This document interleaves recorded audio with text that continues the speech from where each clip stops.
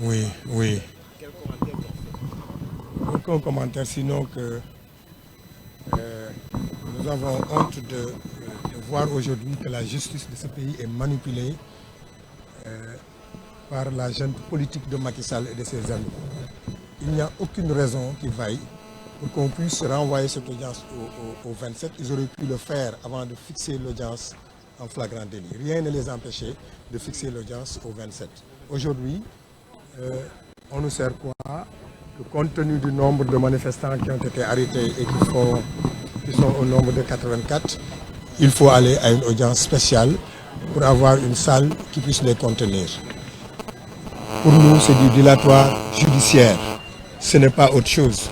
Pourquoi ils ne se sont pas organisés? Parce qu'ils savaient très bien qu'il y avait 84 manifestants qui avaient été arrêtés. Pourquoi ils ne se sont pas organisés aujourd'hui pour passer au jugement de ces gens? Et pourquoi on nous sert un renvoi ferme jusqu'au 27 pour des raisons d'organisation, pour des raisons de... Vous voyez que c'est une forme de... C'est-à-dire qu'on est en train de dénaturer la justice. On est en train d'infantiliser la justice dans ce pays, ce qui est extrêmement grave. Pour moi, je le dis et je l'assume, ce n'est pas comme ça que nous allons libérer ces gens. Ce sont des détenus politiques, des otages politiques. Cette question, elle est politique, il faut la régler de façon politique. C'est ça que j'avais à dire. Je suis désolé de constater encore une fois que la justice de notre pays est à terre. Une justice infantilisée, manipulée, utilisée par le président Macky Sall pour sa seule volonté. Et cela ne peut pas continuer et ça ne passera pas. Alors, quelle sera la prochaine étape? Vous savez, nous sommes une organisation politique, je parle de la coalition Yewwi Askan Wi, organisée. Les leaders, je ne peux pas parler à la place des leaders, ils vont sincèrement réagir par rapport à ce qui s'est passé aujourd'hui. Et peut-être qu'un mot d'ordre sera donné, mais le mot d'ordre principal, c'est aujourd'hui. Aujourd'hui, nous allons manifester avec nos casseroles, avec nos klaxons, pour montrer à Macky Sall que ce pays ne lui appartient pas. Ça, c'est déjà un mot d'ordre. L'autre mot d'ordre, vous le connaissez, c'est le 29 juin. Nous allons ressortir dans la rue et manifester. Ils n'ont qu'à élargir les prisons, s'il le faut, mais le 29, nous descendrons encore sur le terrain pour dire non à Macky Sall, pour dire non à cette dictature qui n'est plus rampante, qui est debout, cette dictature que nous allons combattre par tous les moyens. Le Sénégal ne date pas d'aujourd'hui, la démocratie sénégalaise date de longtemps. Les gens se sont battus avant même les indépendances pour avoir l'indépendance. Les gens se sont battus pour que la démocratie règne dans ce pays. Les gens sont morts dans ce pays en 2011 pour que la démocratie puisse continuer à respirer dans ce pays. Ce n'est pas aujourd'hui qu'on va accepter que le président Macky Sall, qui était là parmi nous, quand je dis qu'il était là, je cherche même peut-être à lui faire honneur, il n'a jamais été là avec son mère Gadou. Il disparaissait à chaque fois que les gens se battaient. Les gens se sont battus pour que la démocratie règne dans ce pays. Ce n'est pas aujourd'hui qu'on va accepter que Macky Sall continue à vouloir détruire la démocratie. Nous allons continuer à nous battre contre lui. Ce pays ne lui appartient pas. La démocratie sénégalaise va continuer à respirer avec ou sans le président Macky Sall. Donc aujourd'hui, c'est le concert de casserole. Le 29, nous allons encore descendre dans la rue. Mais c'est extrêmement grave. Mais nous n'avons plus d'Assemblée nationale dans ce pays. Nous n'avons plus d'Assemblée nationale dans ce pays. Si Moustapha Niasse, qui est là depuis 50 ans, qui connaît bien les rouages de la justice, qui connaît bien ce que c'est que l'Assemblée nationale, s'il avait joué son vrai rôle, mais ces gens-là ne seraient pas ici. Mais vous savez, quand vous ne voulez pas qu'on fasse certaines choses, il ne faut pas les faire aux autres. Un jour viendra. C'est tout ce que j'avais à dire. ci wolof tey dañoo ñëw constaté ne renvoyé nañu procès bi jusqu'au 27. li ñu wax mooy lan nañu salle bi doyul pour contenir 84 personnes. xanaa xamuñu ko woon avant bañ leen jàppee ba léegi ba renvoyé le procès. Pourquoi mettre ñu en place organisation bi nga xam ni moom la ñu doon mettre en place pour que ñu juge leen ñu ñëw ba tey ñu ne non 84 personnes la xamuñu ci salle bi dañ koy renvoyé ba leen xam nga loolu moom mooy ay caaxaan. gëmuñu loolu li ñu gëm mooy dañu leen jéem a bëgg continuer tout simplement humilier xam nañ ni peut-être que mënuñu leen téye lu yàgg ne non nañu prolonger seen garde à vue téye leen ba le 27 loolu fu mu am xamuñu woon ne amuñu salle bi mënul contenir 84 personnes ñu ñëw ba tey ñu renvoyé ko ba kañ ba le 27 pourquoi bu ñu ko renvoyé woon sax jusqu'à demain on peut comprendre xanaa fii ak suba mën nañoo lijjanti salle bu ñu leen dugal juger leen non on nous dit renvoi ferme jusqu'au 27 te loolu yëpp c'est une manipulation de la justice bi actuellement nii nañ ko waxante nañu wax dëgg te yàlla tax waxuñu ñëpp la mais il y a toujours dans ce pays que ne justice bi dañu ko nekk leen manipuler à des fins purement politiques constaté nañ ko gis ngeen yéen ñëpp tey ñi nga xam ni accusé nañ leen de càcc ñu ngi ci réew mi gis ngeen un gars de l'APR taxaw publiquement appelé à assassinat un homme politique anamu mu ngi dox te porte nañu plainte pourquoi procureur woowu ko tey jii nii seen caméra yi su ma taxawoon léegi ne diw bu nekk APR fekk leen ko këram ngeen rey ma fii lañ may fekk jël ma yóbbu ma en l'espace d'une minute dañu waxante dëgg maintenant on prend des députés ay députés ñoo xam ne ce sont des représentants du peuple et puis jàpp ñu leen ci dara ñu ngi naan flagrant délit mais jàpp ñu leen ci flagrant délit kii bu fekkoon dañ leen fekk ci lieu manifestation bi à la limite Déthié Fall buntu siège am dañ ko jàpp jël ko moom kese Khalifa Sall nga fa woon Moussa Tine ma nga fa woon ñeneen ak ñeneen lu tax jàpp ñu leen moom rek lañ jël yóbbu Mame Diarra Fam dem kër Barthélémy Dias di ko apporter son soutien ñu jàpp ko ne day flagrant délit mais loolu mooy lan et chaque jour ñu gis fii waa APR yi manifester génn dans la rue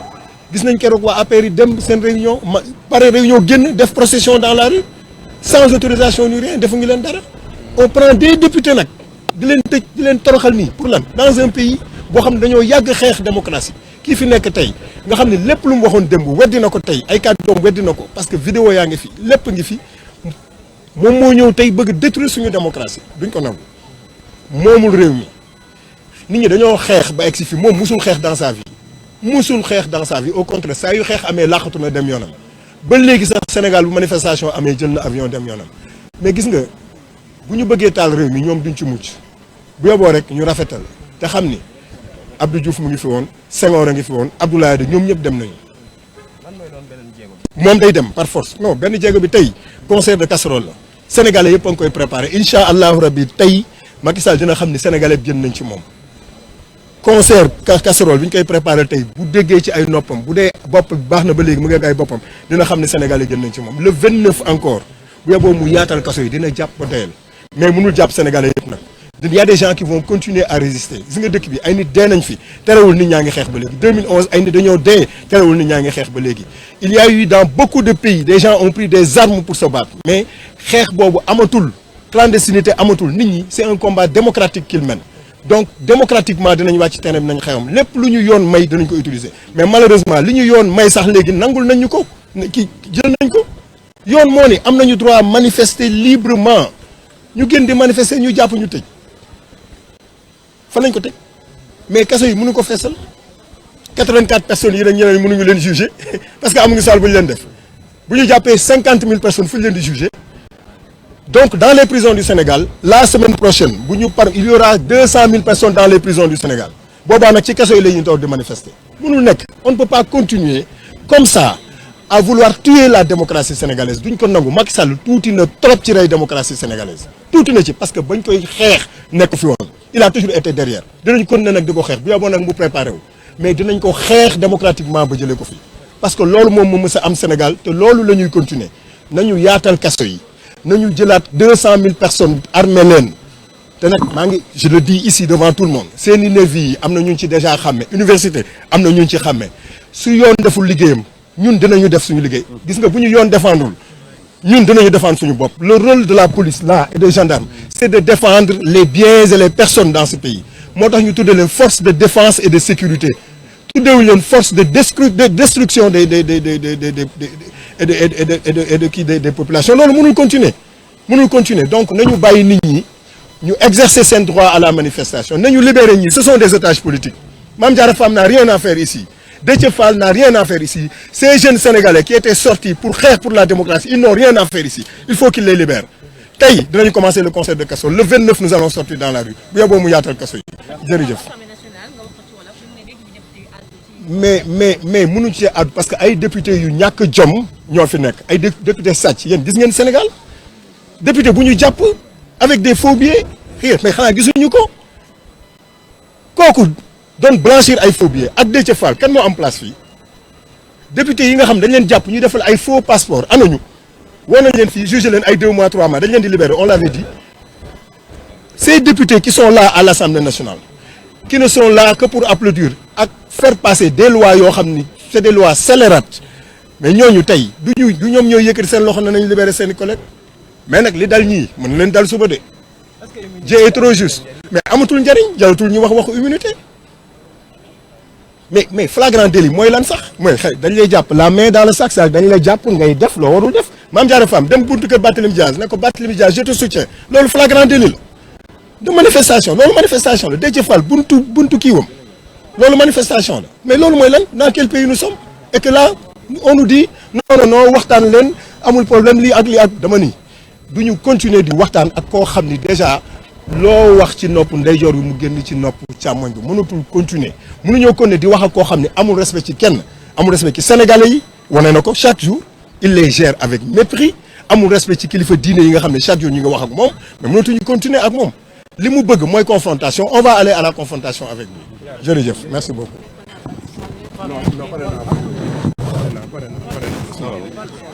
jàllale.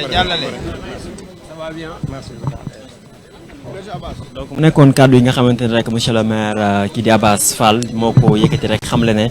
dàq nañ rek li nga xamante ne rek moo di procès bi ba le 26 ba le 27 donc renvoyé nañ ko ba le 27 juin bi nga xamante ne rek moom lañ jàpp. donc mu nekk loo xamante ni rek donc moom la ñu déggandoo mbokk yi nga xamante ni rek voilà mbokk yi nga xamante ni rek yéen a ngi seetaan en direct